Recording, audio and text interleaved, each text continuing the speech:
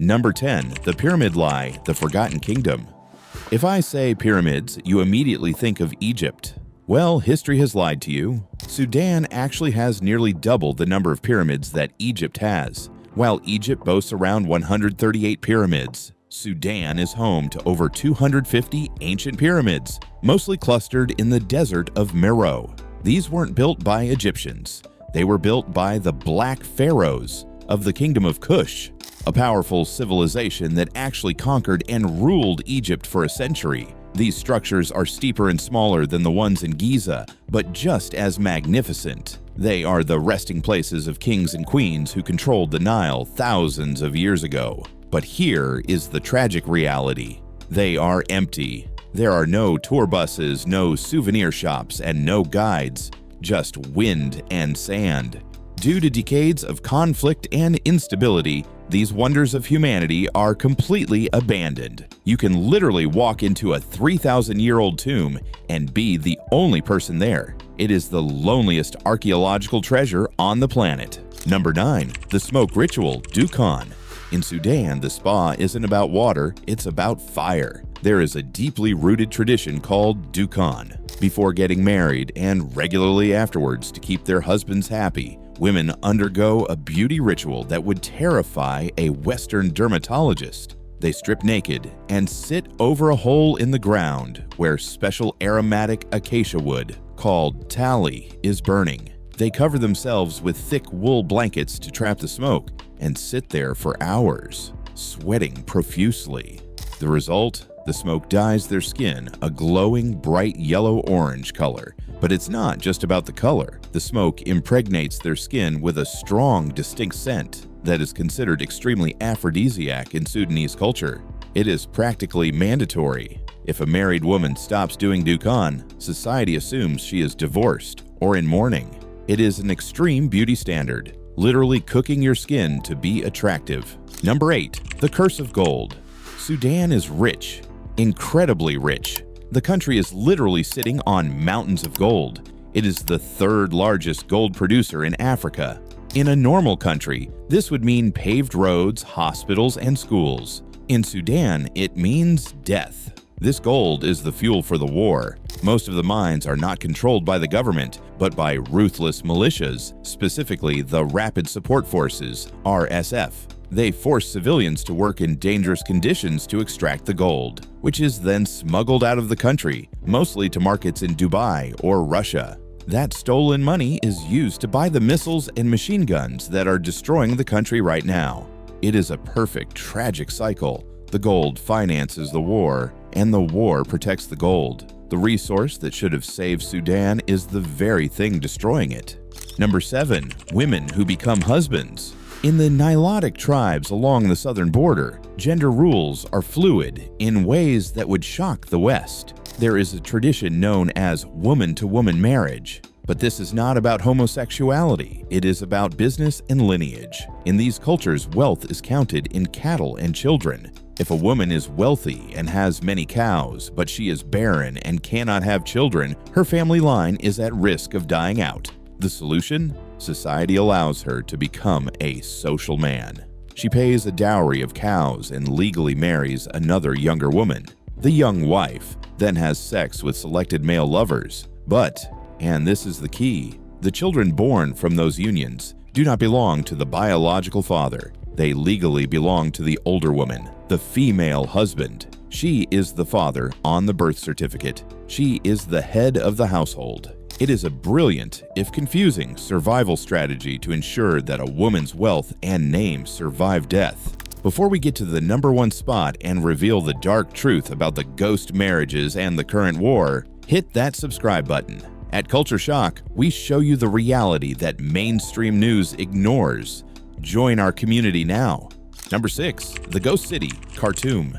Till recently, Khartoum was a bustling metropolis where the Blue Nile and the White Nile meet. It was a city of tea ladies, universities, and traffic jams. Today, it looks like a real-life map from Call of Duty. Since the war exploded in April 2023, the capital has been looted and destroyed. Millions of residents fled for their lives, leaving behind luxury cars, mansions, and businesses. Now, militias occupy civilian homes, using them as bases. Snipers hide in apartment blocks. If you look at satellite imagery today, you will see entire neighborhoods turn to ash.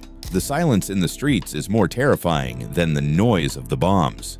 A city of 5 million people has become a shell of its former self. Number 5. The heat that kills. If you think your summer is hot, you haven't been to Sudan. It is arguably the hottest country on Earth. In the summer months, temperatures easily exceed 50 degrees Celsius. That's 122 degrees Fahrenheit. The heat is so intense it can melt the rubber soles of your shoes. But the heat isn't the only enemy. They have the haboob. These are gigantic sandstorms that look like apocalyptic walls of red dust swallowing entire cities in minutes. When a haboob hits, day turns to night. Visibility drops to zero. You cannot breathe without a scarf. Living here isn't just about surviving the war. It is a daily battle against the planet itself. Number 4. The return of slave markets. This is the hardest part of the video to watch.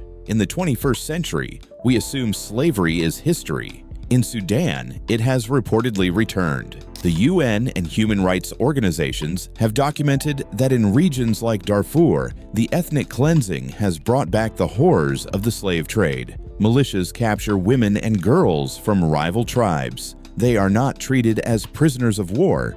They are treated as property. Reports suggest they are sold in markets or gifted to soldiers as rewards. It is a regression of hundreds of years in human rights happening right now while you watch this video, and the international community is largely silent. Number 3. The whirling dervishes. But Sudan is not just darkness. It possesses one of the most hypnotic spiritual traditions in the world. Every Friday in the Omdurman cemetery, the Sufis gather to dance. This is not a performance for tourists. It is a religious act. Dressed in colorful patchwork robes of green and red, they spin and spin and spin. For hours, they whirl in circles to the beat of drums, entering a mystical trance to connect with God. They believe that by spinning, they detach from the material world and touch the divine. It is a spectacle of peace, joy, and resistance in the middle of chaos. They say that when the dervishes spin, the pain of the world disappears. Number 2. The ghost marriage. We have arrived at the most shocking tradition of all, the reason for our title. In the newer culture, death does not end a marriage contract. If a man dies without having a son, his spirit is restless because his name will disappear. To solve this, his younger brother must marry the widow. But here is the twist. He does not marry her in his own name. He marries her in the name of his dead brother. During the wedding ceremony, the name of the deceased is spoken. When the new couple has children, the biological father, the living brother, is considered just a biological instrument. Legally and socially, the children belong to the ghost. They carry the dead man's name. They inherit the dead man's cows. It is a society where the dead have as many rights as the living. Number 1. The War of Two Generals. And finally, number 1. The tragedy that is happening today. The current war in Sudan is not about religion, and it's not about ideology. It is a street fight between two men, General Burhan, the head of the army, and General Hemedti, the head of the RSF militia. These two men were once allies. They staged a coup together, but then they turned on each other to see who would sit on the throne and who would control the gold. Because of their egos, over 10 million people have been forced to flee their homes. It is currently the largest displacement crisis in the world, bigger than Ukraine, bigger than Gaza. A country with the potential to be the breadbasket of Africa is starving, held hostage by the ambition of two generals. Sudan is proof that a country can have all the wealth in the world, gold, water, history, and still be poor if it lacks peace. Did you know about the ghost marriages? Would you dare to visit those lonely pyramids? Let me know in the comments below. Thanks for watching, and see you on the next Culture Shock.